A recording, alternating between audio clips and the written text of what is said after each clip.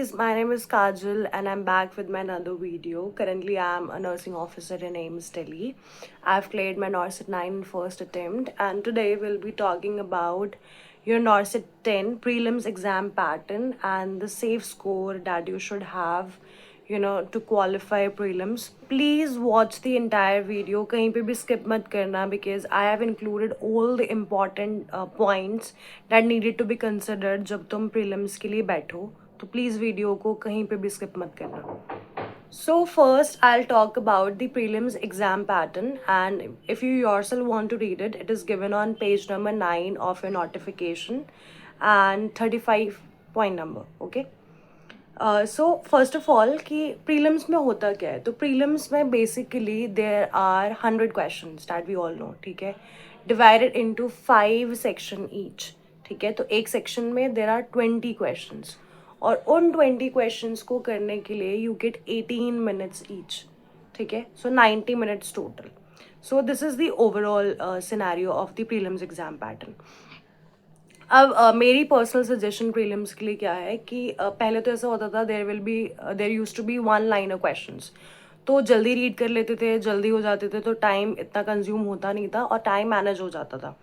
But जब मैंने exam दिया था तो प्रीलिम्स वॉज लेंदी. प्रीलिम्स का क्वेश्चन भी लंबा था, उसके ऑप्शंस भी लंबे थे, तो टाइम बहुत जल्दी कंज्यूम हो गया. अब ऐसे सिनेरियोज में क्या होता है कि जब हमारे पास क्वेश्चंस लेंदी आते हैं तो या तो हम नेगेटिव मार्किंग बहुत ज़्यादा करते हैं बिकॉज प्रीलिम्स में 1/3 की नेगेटिव मार्किंग भी होती है. ठीक है, और ऊपर से सेकेंड थिंग इज़ कि होता क्या है कि आपके पास एक सेक्शन है जिसमें कि तुम्हारे 20 क्वेश्चंस हैं फॉर 18 मिनट्स, और आप उन्हीं 18 मिनट्स में उनको अटेम्प्ट करते हैं. उसके बाद you move to the next section.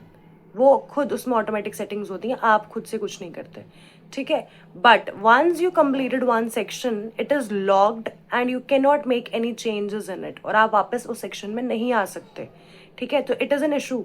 इसीलिए जो भी आप मार्क कर रहे हैं आंसर, वो आपको बहुत ध्यान से मार्क करना है. सो दैट्स वाई मैं फोकसिंग अगेन एंड अगेन कि आपको अपनी क्वेश्चन प्रैक्टिस इतनी अच्छे से करनी है. अभी जितने भी डेज बचे हैं, question practice and time management पे फोकस करो, ताकि पेपर लेंदी आता भी है तो आपकी ना नेगेटिव मार्किंग होनी चाहिए, ना अंडर अटेम्प्ट होने चाहिए क्वेश्चंस, ना ओवर अटेम्प्ट होने चाहिए क्वेश्चंस. ओके, और जल्दबाजी में तुम पैनिक ना करो, वो सिचुएशन तो बिल्कुल नहीं होनी चाहिए. And one topper trick that I want to give you कि अगर आपको लग रहा है कि एग्जाम लेंदी है तो just keep this one thing in your mind कि इट्स लेंदी फॉर एवरीबडी. ठीक है, you are not the only one.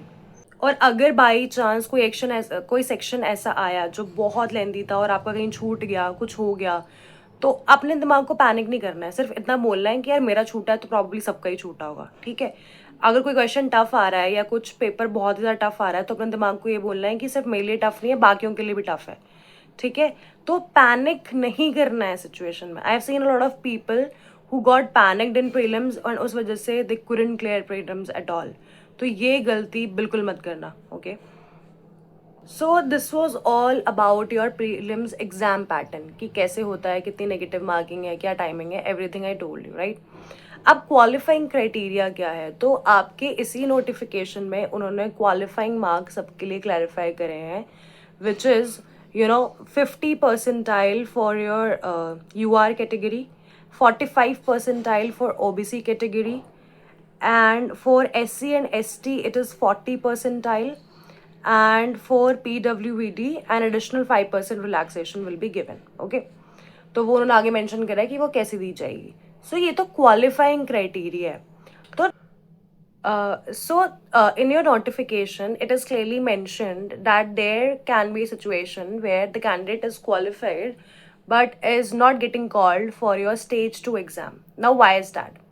So let's understand this with an example. So मान लो कि टोटल नॉर्सिट की सीट्स आई हैं 1000. ठीक है, तो वो 1000 का 5 टाइम्स बुलाएंगे for stage 2, that is 5000 candidates will be called. Okay, अब 5000 कैंडिडेट्स उन्होंने बुलाए, बट वो 5000 कैंडिडेट्स कौन से होंगे, वो कैसे डिसाइड करेंगे? जब वो उन्होंने जो स्टैंडर्डाइज क्राइटेरिया सेट कर दिया होगा कि हर एक कैटेगरी की ये परसेंटाइल की कट ऑफ है, तो ऐसे करके जो तुम्हारा कट ऑफ क्राइटेरिया है जो उसको क्लियर करेगा ठीक है, उसको स्टेज 2 के लिए बुलाया जाएगा एज पर दी सीट्स जो हमारे पास हैं, कि इंटू 5 टाइम्स बुलाते हैं। अब मोस्टली जो ये इंटू 5 टाइम्स है ये फिक्स नहीं होता है कि मान लो कि 1000 थे सीट्स तो इंटू 5 करके 5000, तो ऐसा नहीं होता, वो बढ़ जाता है, लाइक 5500 5600 तक चला जाएगा, ऐसा चला जाता है। मतलब 600 500 600 स्टूडेंट से कभी कभी 1000 स्टूडेंट ज़्यादा ही रहते हैं। क्यों? क्योंकि जो हमारा कट ऑफ क्राइटेरिया है और उन्होंने वो कट ऑफ क्लियर करा है, तो मान लो कि देर आर, अब हो सकता है ना कि एक बच्चा तो नहीं होगा जिसके 90 परसेंटाइल आएगी या जो भी कट ऑफ क्राइटेरिया है, बहुत सारे बच्चे ऐसे होंगे जिनकी सेम परसेंटाइल होगी, तो उन सबको बुलाया जाता है। ठीक है, तो इसलिए वो एग्जैक्ट उसमें नहीं बुलाते कि अगर इंटू 5 बोला है तो 5000 पे रोक देंगे, उसके बाद का अब नहीं बुलाएंगे। जो टाई वाले हैं उन सबको बुलाया जाता है, वो मेंशन भी है आपके नोटिफिकेशन में। अंडरस्टूड? अगर अभी भी कोई डाउट रह गया तो अभी जब मैं तुम्हें पुराना डेटा शो करूंगी तो विल गेट टू नो कि what I am talking about. Okay, तो अभी जैसे हम नॉर्सेट 7 की बात करते हैं, मैंने लास्ट 3 जो तुम्हारे नॉर्सेट हुए हैं उनका डेटा कलेक्ट करा है, तो उसमें देखा जाए तो नॉर्सेट 7 में जैसे तुम्हारी टोटल सीट्स थी 1487। ठीक है, तो अगर हम इनका इंटू 5 करते हैं तो टोटल स्टूडेंट्स उनको बुलाने चाहिए 7435, बट उन्होंने बुलाए कितने थे? 7829।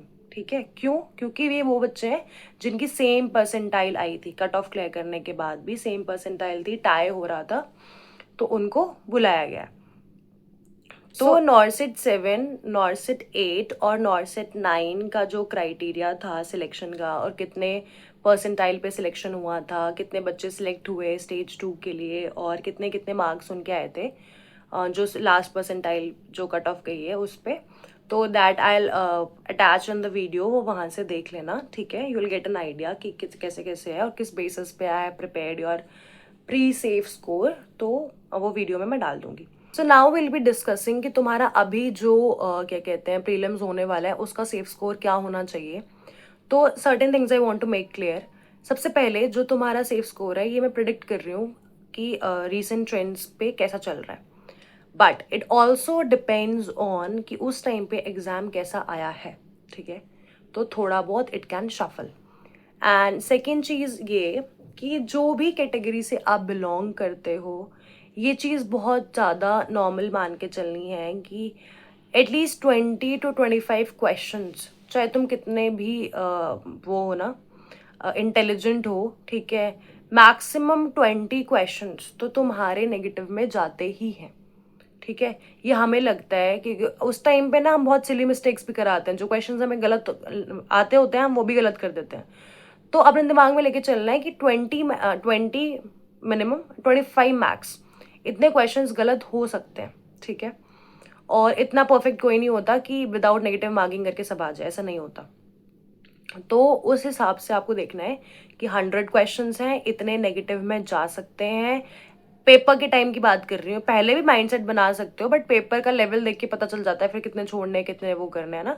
तो एक बार पेपर में भी ये ध्यान देना कि जब पेपर तुम्हारे सामने होगा, जब तुम अटेम्प्ट कर रहे होंगे, तो मेक श्योर कि you start writing it down with on a sheet of, जो तुम्हें वो देते हैं ना, उस पर साथ साथ कितने तुमने अटेम्प्ट करे कितने छोड़े।